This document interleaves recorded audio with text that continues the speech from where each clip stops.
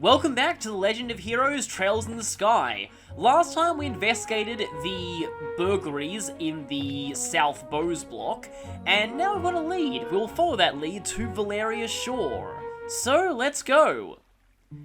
We haven't actually been here before, but you can come here before this point, if you go out of your way to do so. The only real point to doing so is getting some food items, which we're going to be able to buy here anyway.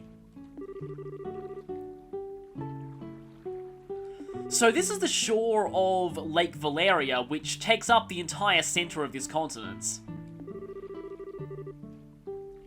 Oh, good to know you've been here before. Of course you'd say the wine's great.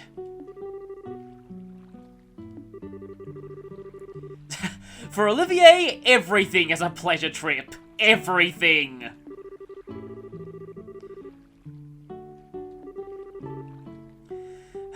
This is yet another one of those why do we have to get stuck with him moments.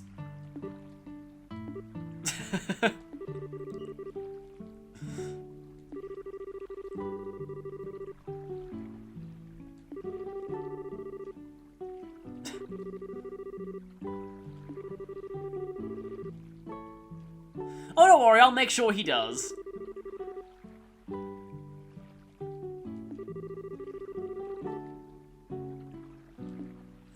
So we'll need to track down that guy.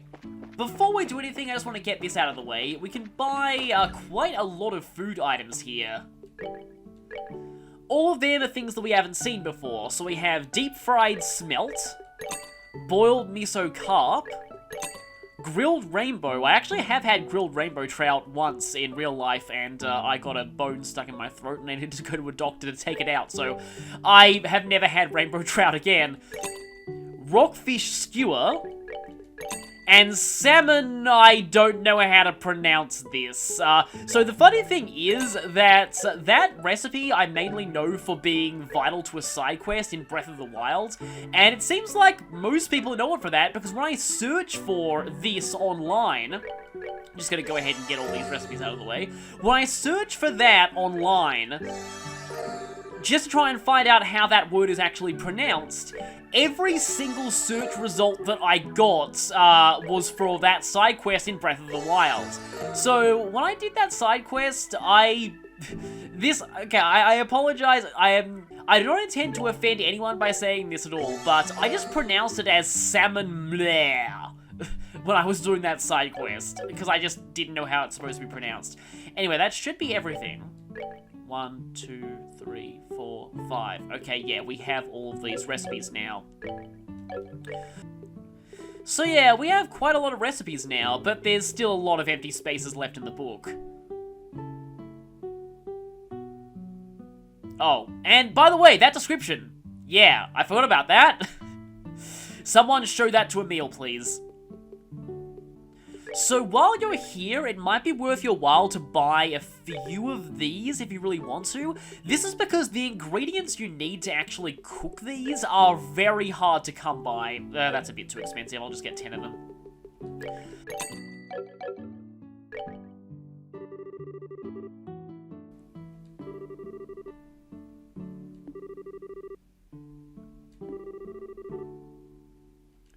Well, yeah, he said it. That's not a very good thing to say. You might want to narrow that down a little bit, just saying.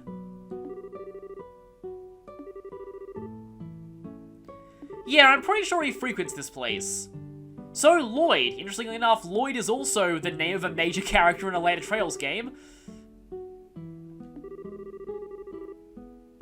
So, the Royal City has a Fisherman's Guild. That's interesting to remember for later on.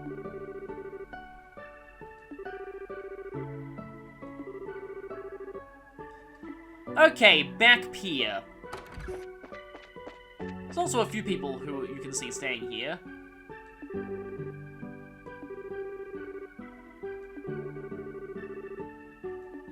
Why does he get left behind?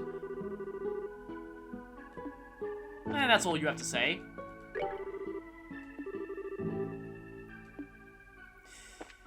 If we go upstairs, though, we can see that there's a rack of fishing rods here.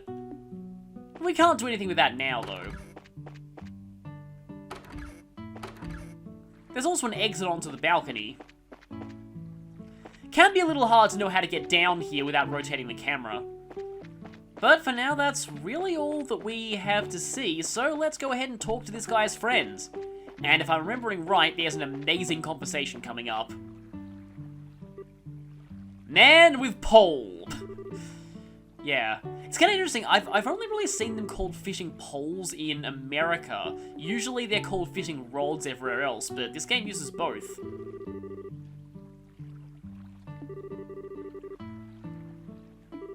Yep, this is that scene.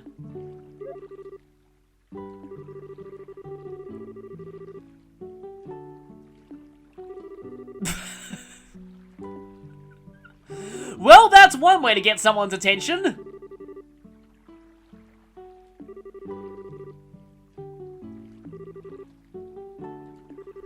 Didn't Shera say that sometimes we have to bust out some very questionable interrogation techniques?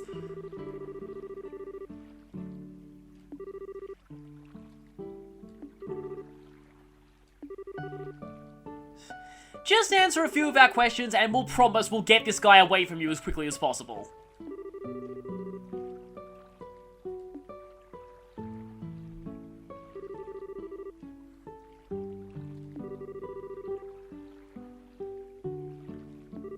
Strange pair. I wonder who that could be. Well, yet another person who instantly recognizes us. Yeah, generally only braces are this nosy.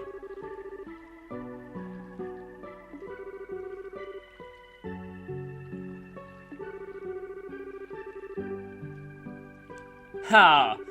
Yeah, what is it with Japanese games, particularly RPGs, and having every fishing spot with some kind of guardian?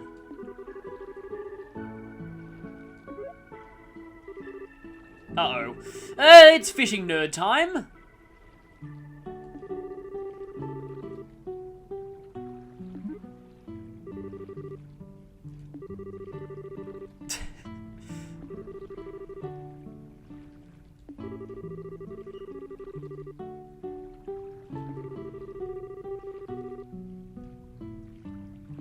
I still wonder where that whole Lake Guardian thing originated. There must be some kind of Japanese legend that it's based on, because it shows up in so many games.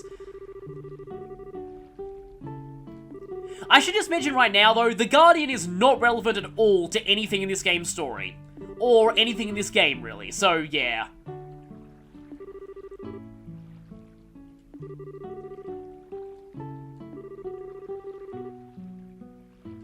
So yeah, back to things that are actually relevant.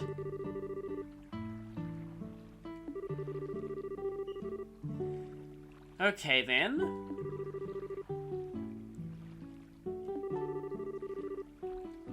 I mean, there could be all sorts of reasons people would be out at midnight. Doesn't necessarily mean they're criminals. But that is definitely suspicious.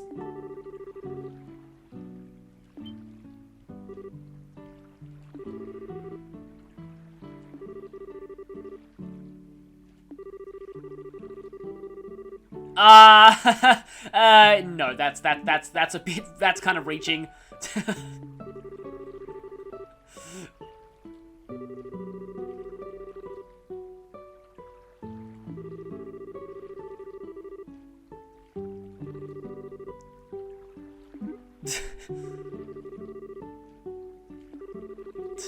There's a certain line that Estelle has that she didn't say there. I forget when she actually says it, but it's great.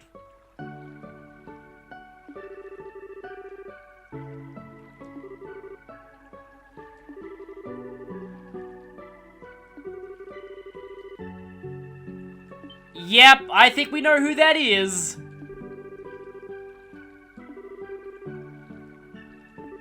Yeah, Janus Royal Academy is pretty well known, but, well, this guy obviously knows what the uniform is because his niece goes there. So, Josette is back.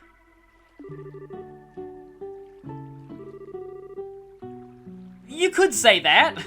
If by acquaintance you mean we beat her up not too long ago.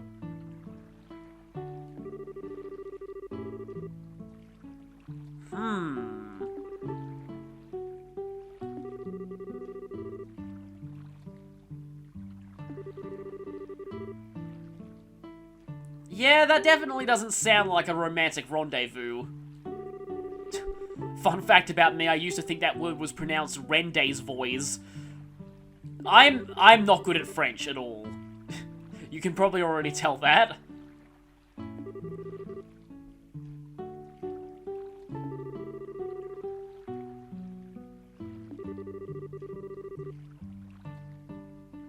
And probably getting as far away from that blonde-haired man as possible. And there he goes.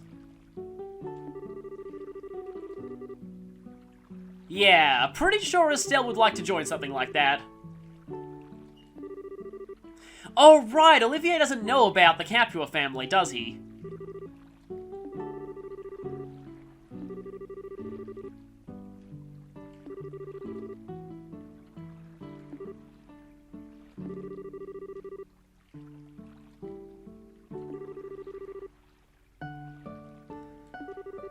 Yeah, this is our first late night assignment, I guess. So right now, we don't really have anything left to do but to ask the receptionist for a room. This area is very, very automated. You pretty much just have to go from one thing to the next, straight up until, well, you'll see. Make sure you select talk, not rest, because rest will actually have you stay the night, but it won't count for plot purposes. It's kind of funny. Sometimes that generic in-dialogue of would you like to stay the night doesn't really mesh up with the plot, where the day only advances when it needs to. So Joshua was thankfully reminding us that this is a bit of a point of no return. The moment that we get a room here, we are locked onto the ending path of Chapter 1 and won't be coming back to Bose for not a long time. We won't be coming back there until after the big end boss fight of this chapter. So if there's any items that you want in preparation for that fight, get them now. It's not too late to go back to Bose and take care of things back there as well, and pretty much every single side quest is going to expire after you get a room here, so I've done everything I can. I'm going to choose this.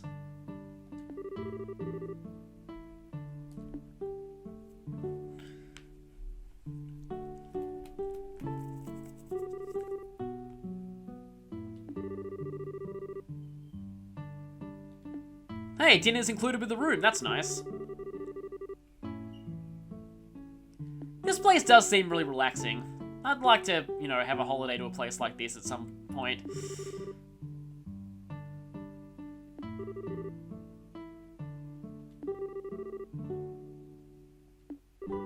Oh, I'm pretty sure Olivier has a very specific definition of relax that's not going to end well for anyone involved.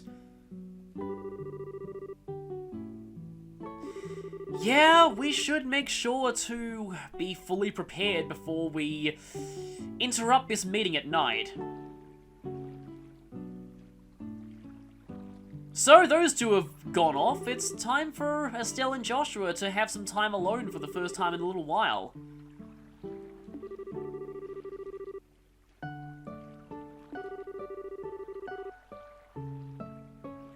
This is that place where they said if the airliner crashed here, it would have been pretty obvious. So remember those fishing rods back at the hotel? We can actually borrow one.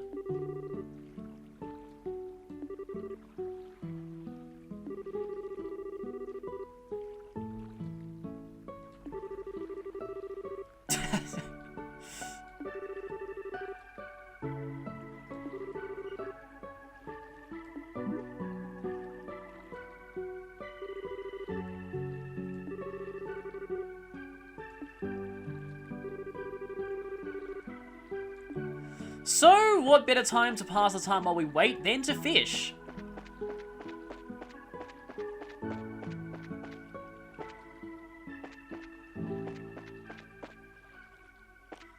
Joshua's over here.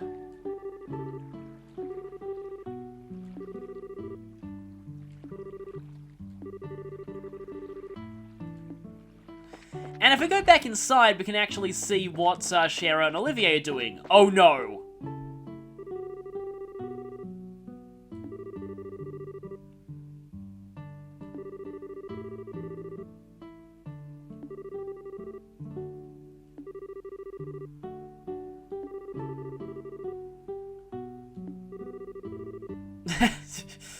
Yeah, he doesn't know, does he? Let's just leave him to this.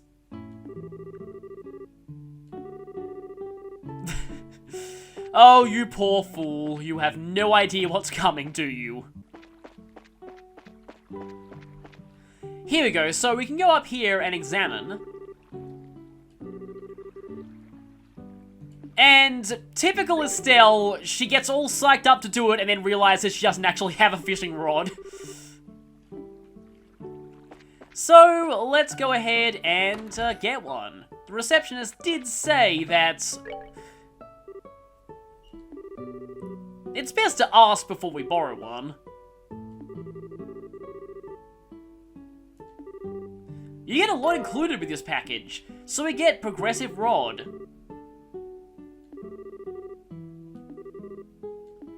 Yeah, I don't think I could really enjoy fishing in real life, because I have heard that it takes a really long time, and honestly, to me, I'd be like, oh hey, I could just play 3DS or Switch while I'm waiting for something to bite, but I'd probably lose a lot of fish that way. So, fishing at this point is actually related to an achievement, which is kind of interesting. All you need to do to get this achievement is to fish the maximum number of times, which is 10 times. So, fishing in this game is not really all that involved. Basically, it's just a glorified dialogue tree.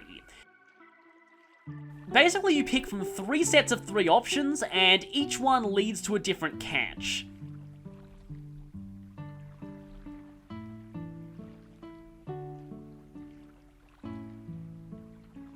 Now, I'm going to start with the western spot first, because there's one particular fish that you can only catch via this method. So, west, lure,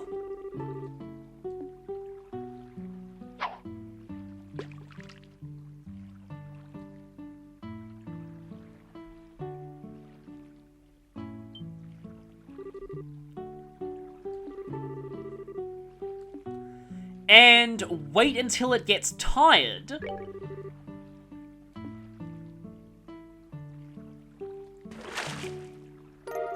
Is the only way to obtain salmon, which is the best fish you can catch in this minigame. Well, minigame's a little bit of a stretch, but yeah.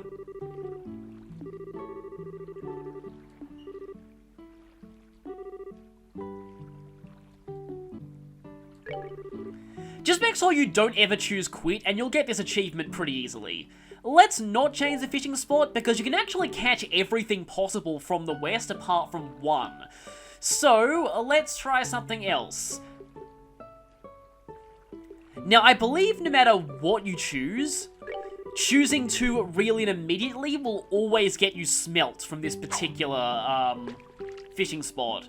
There's a handy chart of all of the outcomes of all the choices there's a Steam guide for that, basically. So yeah, I believe if we do reel it in all at once, the only thing you can get from the west fishing spot is smelt. Yep, so that's smelt. I'm going to try and get one of at least everything. So let's try west, lure, and wait a bit.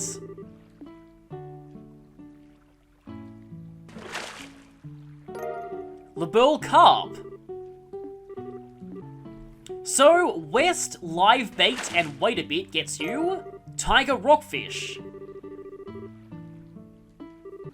Okay, west, live bait, and wait until it gets tired.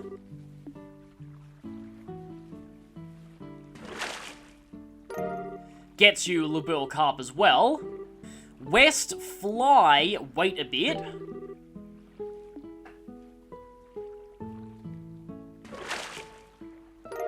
Gets you rainbow trout. And that's everything we can get from the western spot, so let's try the southern spot. Now from this one, according to the chart that I have, no matter what you do, choosing wait until it gets tired for the third part will always get you the one thing that we don't have yet.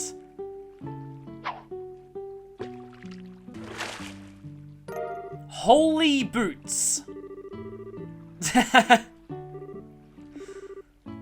They actually are a piece of foot armor you can equip, by the way. Now that I've got everything you can from, I've caught every type of fish possible. So, I might as well just spend the rest of my allocated fishing time just getting salmon.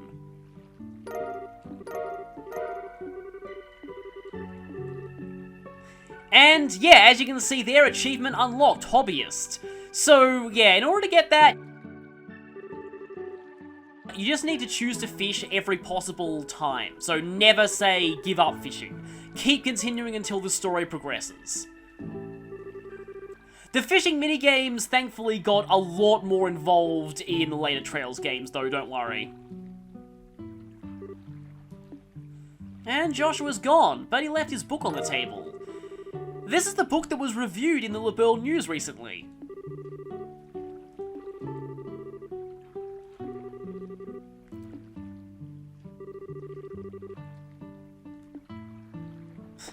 Well, before we give it to him, let's see how these two are going.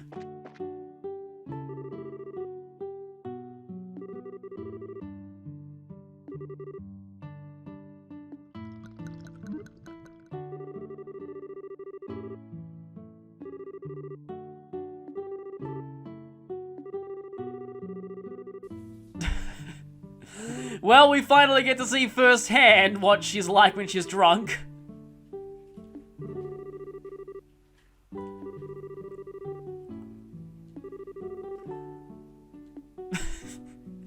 Yeah, he kind of well, yeah, he sort of had this coming for a little while.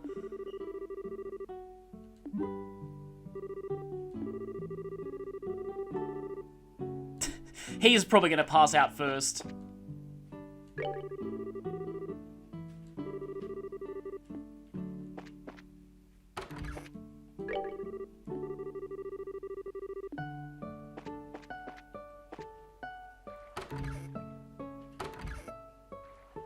So before we return the book, we can actually go ahead and read it. Reading this one isn't actually required for any of the achievements, but I thought I might as well. The 100 Days War.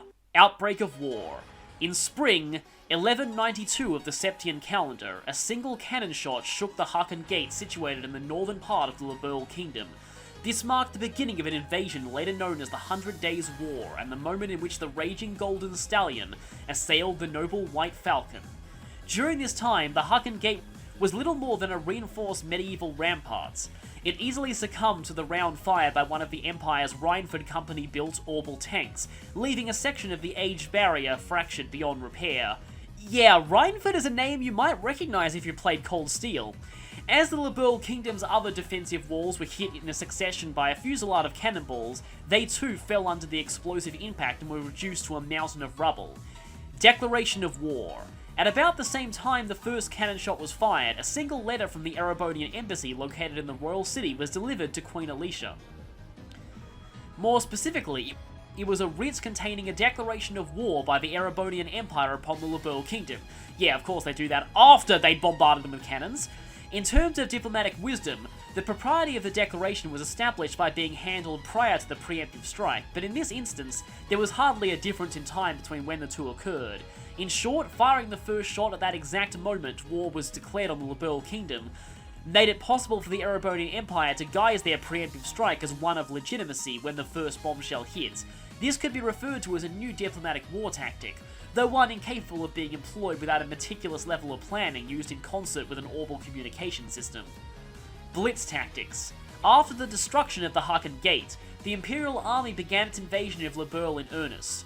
Overall, its troop strength was made up of 13 divisional units. This proved to be roughly half of the Empire's military force, and was such a massive deployment that it exceeded 3 times that of LaBelle's entire royal army. Within a month after the outbreak of war, the Imperial Army had occupied nearly all of the LaBelle territory. Only the Gransel region and Leaston Fortress, I'll have to learn how to pronounce that later in the game, situated just off the shore of Valeria Lake, remained in opposition. So rapidly were these blitz tactics carried out that even the Calvard Republic, an ally of the LaBelle Kingdom and a longtime rival of the Erebonian Empire, never had the opportunity to dispatch auxiliary forces to aid its partner. However, in a following attempt by the Imperial City to take direct control over the Zeiss Central Factory and Malga Mine, They instead found themselves on the verge of being forced to surrender to Queen Alicia, who remained entrenched within the royal city. Yeah, Malgamine is near Roland, so that explains why Roland got bombarded. Staging a counterattack. 2 months after the outbreak of war, the battle situation was altered in a way which no one could have previously anticipated. Unbeknownst to the Erebonian army, 3 patrol ships were quietly being deployed behind the walls of Leiston Fortress. Upon completion, they were put under the direction of veteran commander General Morgan, and a large-scale counterattack was launched. These patrol ships, shielded by armor far superior to the tanks of their Imperial counterparts, and mounted with a substantial amount of high-performance orbital weaponry, had also managed to boost their speed to over 1,800 cell per hour. Using these crafts, an independent mobile force lauded as the elite of the elites, Lebeur's forces mounted an attack and quickly recaptured the checkpoints connecting the various regions. As this strike was underway, they simultaneously launched an amphibious attack on Leiston Fortress and, one by one, defeated the remaining isolated Imperial divisions. The end of hostilities. After just 3 months following the outbreak of war, the larger part of the Imperial Army's remaining divisions finally surrendered. However, as capitulation was at hand, there were indications of a surge of further reinforcements from the Imperial homeland, a move which galvanized other continental nations to follow suit and join the Calvard Republic in supporting Lebeurle. Together they lambasted the Empire, and a formidable group of allied forces began to materialize. Amidst the chaos, the Septian Church, in cooperation with the Bracer Guild, called for an armistice, and after approximately 100 days from the start of the war, the hostilities came to an end. In the following year of 1193, in the Herb Royal Villa on the outskirts of the royal city, a peace treaty was signed by both Lebeurle and Erebonian sides. Although no indemnification was made, an official apology was offered by the imperial government, as they expressed they had made a grievous error attributed to a tragic incident occurring within their borders. That last statement in particular is really interesting, but that's not going to pay off for quite some time. I wanted to read that because it is important you know about the actual backstory of the 100 Days War. And Estelle teleports in out of nowhere. Well, you could ask Estelle what she was doing whittling away the evening fishing.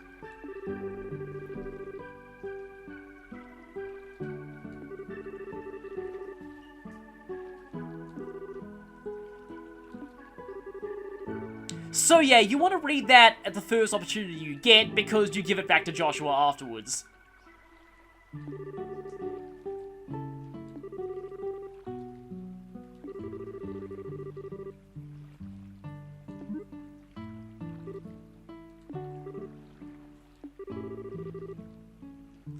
Yeah, she knows full well when he's doing that.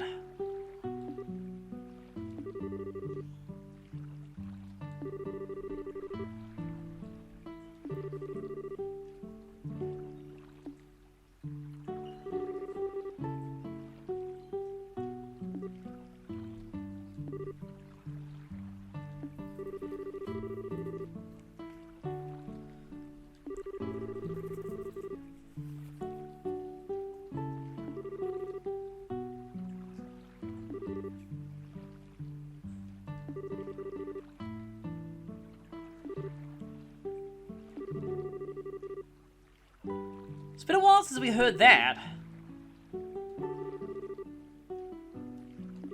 That's pretty much the only song that we've heard him play.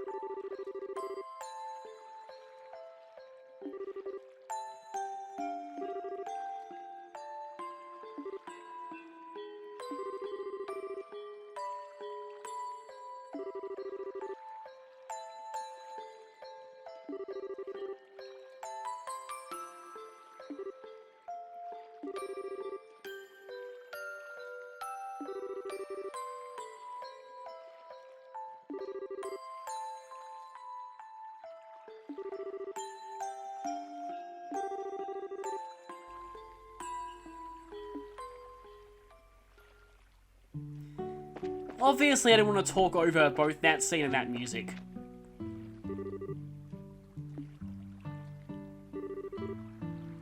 Oh, right, you actually give it back now.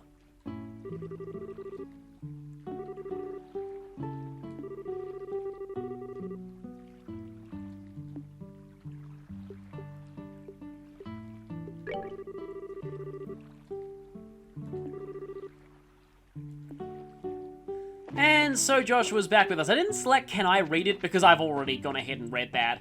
But again, it's not really related to any achievements. So let's head back in. And, well, that's kind of predictable.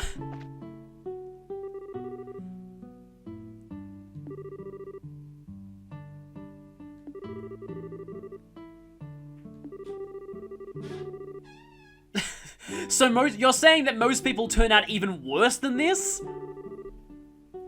Oh no.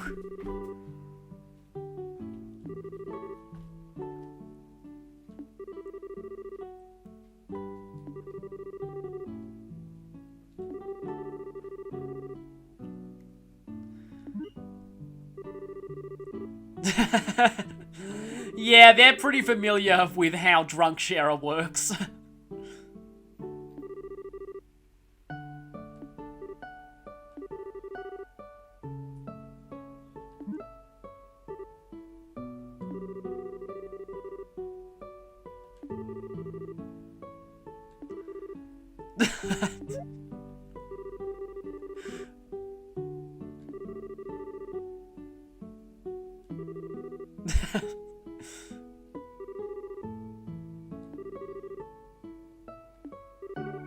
Probably a good idea to get his seat as far away from those two as possible for now.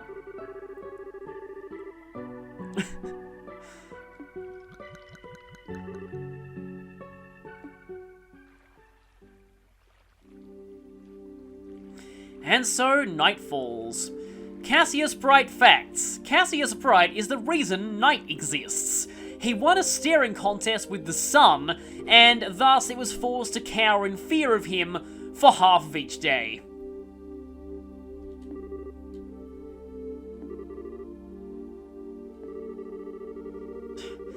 Shara, you have incapacitated our main magic user. I'm kind of annoyed at you for that. And she seems to be totally fine now.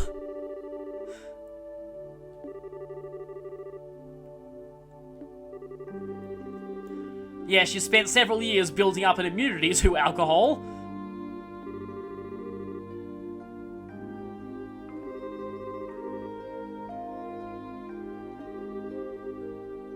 Yeah. I've heard some people do naturally have, like, just can naturally take it better than others.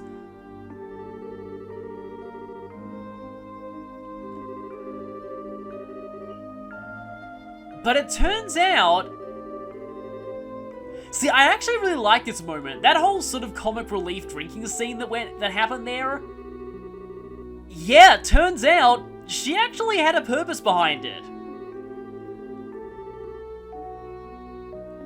She actually got him knocked out with alcohol so that he wouldn't follow them into a potentially dangerous situation.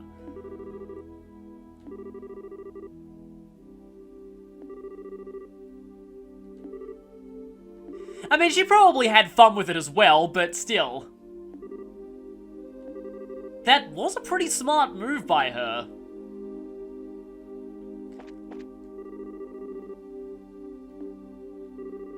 And yep, he's gonna be like that for quite some time. So, everyone should be back in their rooms. Oh, hi Lloyd.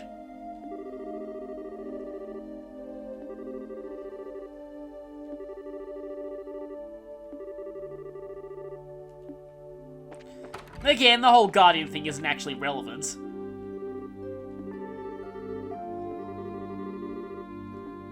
Well, unfortunately, we have other business. How are things going? Like, later translations would actually say orbal light, not orbment light, but anyway.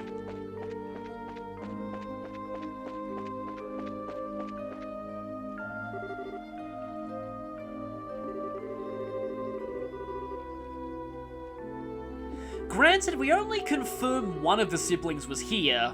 All that we also heard was that there was a man with her, but we didn't know if that was also Kyle.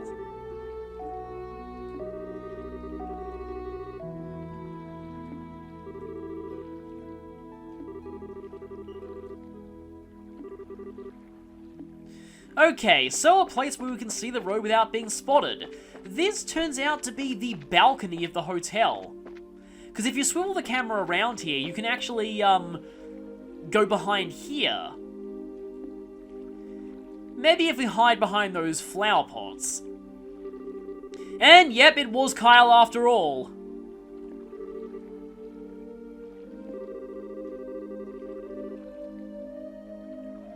Oddly casual for a group of bandits. Yeah, everyone here probably knows their faces by now, so I doubt they could afford to go into a public place like that.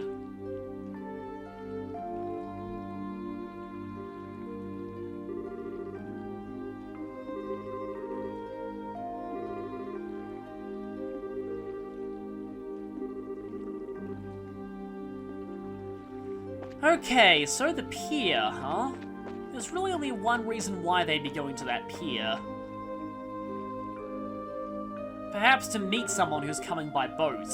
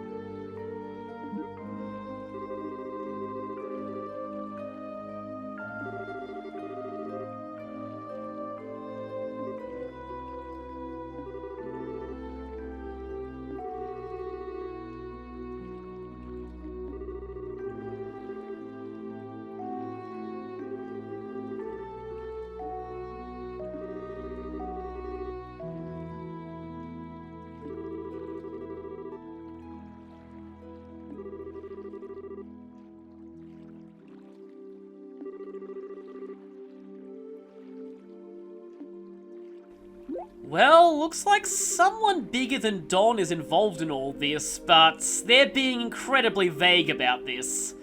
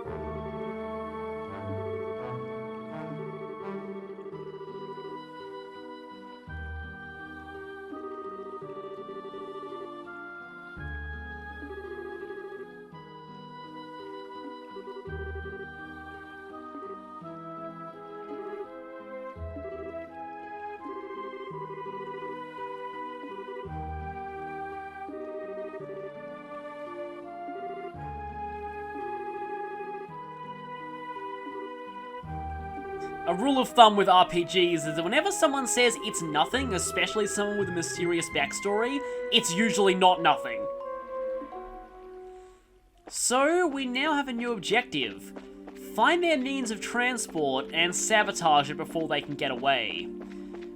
But we know that there's a lot more involved in this than we thought now.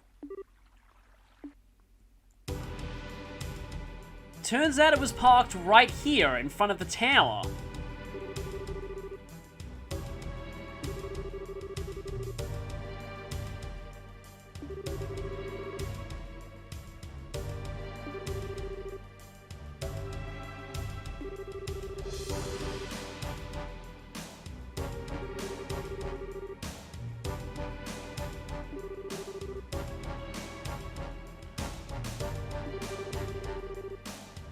Wait a minute.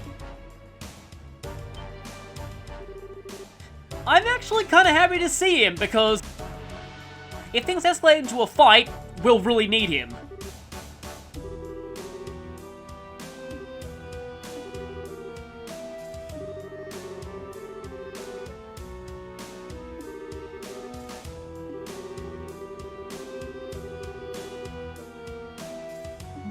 Either he has incredibly good alcohol tolerance, or he somehow managed to fake being drunk that whole time.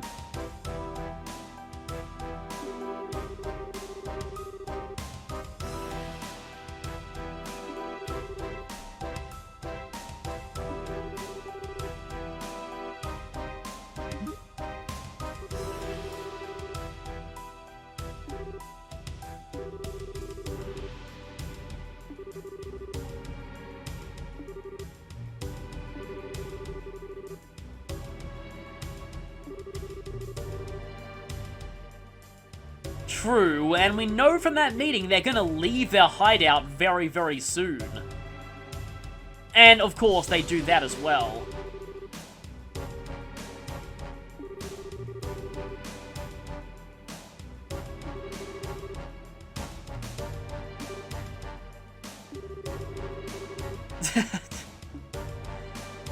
And so, what is Olivier's plan?